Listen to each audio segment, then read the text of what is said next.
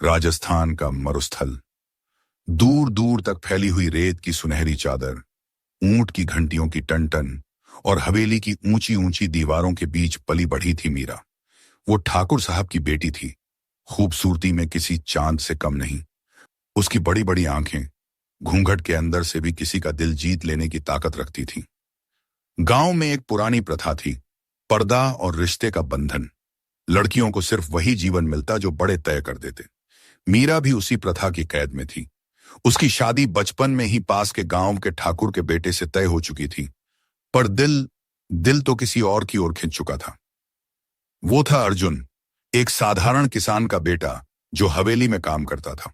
जब भी वो मीरा के लिए पानी का घड़ा भरता या उसकी झूलती चुनरी को हवा से बचाकर पकड़ता, मीरा के दिल में अनकही हलचल मच जाती। एक शाम जब रेगिस्तान की ठंडी हवाएं बह रही थीं, मीरा छत पर खड़ी थी। दूर से ढोल नगाड़ों की आवाज आ रही थी। गांव में तीज का त्योहार था। तभी अर्जुन पानी का मटका लेकर आया। उसकी नजरें अनजाने में मीरा की नजरों से टकरा गईं। मीरा ने पहली बार घूंघट हल्का सा सरकाकर उसकी ओर देखा। वो पल मानो थम सा गया। अर्जुन के होंठ सूख गए, लेकिन आंखों में एक नमी और चाहत उतर आई। आप इतनी देर रात यहां? अर्जुन ने धीमे स्वर में पूछा। मीरा मुस्कुराई। रेगिस्तान की हवा भी कभी कभी बेचैन कर देती है। उनके बीच की यह छोटी सी बातचीत मानो कई बंधनों को तोड़ चुकी थी। रात बीतती गई और मुलाकातें बढ़ने लगीं। कभी छत पर, कभी हवेली के पिछवाड़े में। दोनों की नजरें मिलती और फिर एक अनकहा इजहार हवा में तैर जाता। मीरा ने पहली बार अर्जुन का हाथ पकड़ा। उसकी हथेलियों की गर्माहट ने मीरा को झकझोर दिया। उसका दिल तेज धड़कने लगा। अर्जुन ने घबराकर कहा, मीरा, ये प्रथा, ये दीवारें हमें कभी मिलने नहीं देंगी। मीरा की आंखें नम हो गईं। प्रथा से बड़ी मेरी चाहत है अर्जुन। तुम्हारे बिना मैं सांस भी नहीं ले सकती। एक रात जब पूरा गांव सो रहा था और हवेली की गलियों में सन्नाटा था, मीरा ने अर्जुन को हवेली के पीछे बने पुराने कुएं के पास बुलाया। चांदनी रात में उसकी चुनरी हवा में लहरा रही थी। अर्जुन धीरे से उसके पास आया। दोनों की सांसें आपस में उलझने लगीं। मीरा ने कांपती आवाज में कहा, आज मुझे कोई रोक ना पाए अर्जुन, आज मैं सिर्फ तुम्हारी हूं। अर्जुन ने उसे अपने सीने से लगा लिया। मीरा की सांसें उसकी गर्दन पर गर्माहट बिखेर रही थीं।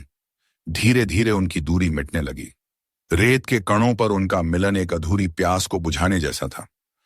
उस रात रेत ने उनके जिस्म की आग को छुपा लिया, लेकिन दिल की आग और गहरी हो गई।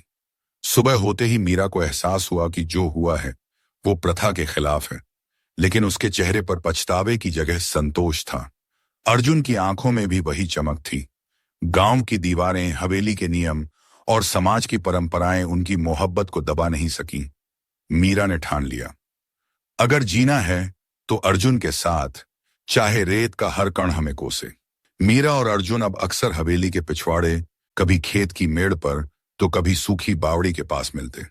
हर मुलाकात में उनका प्यार और गहरा होता जा रहा था। एक बार तीज का मेला लगा था। मीरा अपने घर वालों के साथ आई थी, लेकिन भीड़ में अर्जुन भी दिख गया। आंखों ही आंखों में दोनों ने मिलने का इशारा किया। मेले के बीच से निकलकर वो दोनों एक सुनसान जगह पहुंच गए। तुम्हें देखे बिना मेरा दिल तड़प रहा था, अर्जुन ने धीरे से कहा। मीरा ने उसकी हथेलियों को पकड़ लिया।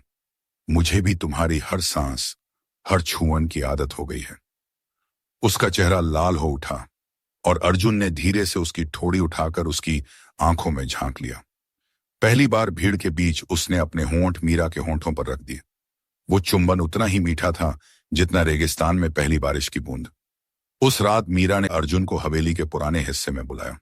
हवेली के उस कोने का दरवाजा वर्षों से बंद पड़ा था। मीरा ने दिए की हल्की लौ में अर्जुन को देखा। उसकी आंखों में बेचैनी थी।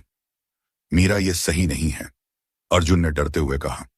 मीरा ने उसकी छाती पर हाथ रख दिया। सही गलत का फैसला मैं अब अपने दिल से करूंगी। धीरे धीरे उसने अपना घूंघट सरकाया। अर्जुन की उंगलियां कांप उठी। उसने मीरा के गाल को छुआ। उसकी सांसें तेज हो गईं। मीरा ने झुककर उसकी बाहों में जगह बना ली।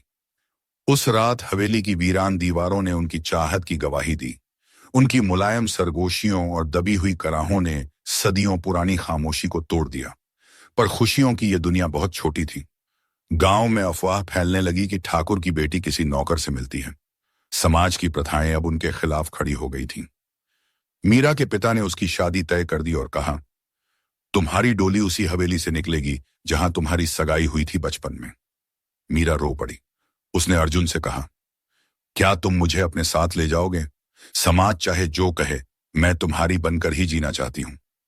अर्जुन ने उसकी आंखों में देखकर वादा किया, रेत के तूफान को भी चीर दूंगा मीरा, पर तुम्हें अकेला नहीं छोड़ूंगा। शादी से ठीक एक रात पहले मीरा ने अपने पायल और गहने उतार दिए। वो साधारण कपड़ों में हवेली के पिछले दरवाजे से निकल आई। अर्जुन पहले से ही ऊंट लेकर इंतजार कर रहा था। रेगिस्तान की ठंडी हवाओं में दोनों का दिल धड़क रहा था। ऊंट की पीठ पर बैठकर मीरा ने अर्जुन का हाथ कसकर पकड़ लिया। आज मुझे लगा कि मैं आजाद हूं, मीरा ने कहा। अर्जुन मुस्कुराया। तुम्हारी आजादी ही मेरा सपना था मीरा। दोनों रेगिस्तान पार कर एक नए गांव पहुंचे। वहां उन्होंने नया जीवन शुरू किया। मीरा अब किसी की बेटी या ठाकुरानी नहीं थी। वो सिर्फ अर्जुन की प्रेमिका, उसकी पत्नी थी। रात को मिट्टी के छोटे से घर में दोनों का मिलन अब किसी डर से बंधा नहीं था। अब उनके बीच सिर्फ अपनापन और तन मन की पूरी सच्चाई थी। मीरा ने उसके सीने पर सिर रखते हुए कहा, रेगिस्तान की इस तपती जमीन पर भी तुम्हारे प्यार ने मुझे ठंडक दे दी। राजस्थान की उस धरती पर जहां प्रथा लड़कियों को कैद में रखती थी, मीरा और अर्जुन का प्यार विद्रोही बन गया। उनकी मोहब्बत ने साबित कर दिया, प्रथा कितनी भी पुरानी हो, अगर उसमें इंसानियत और प्यार का गला घुटे तो उसे तोड़ देना ही सबसे बड़ा साहस है।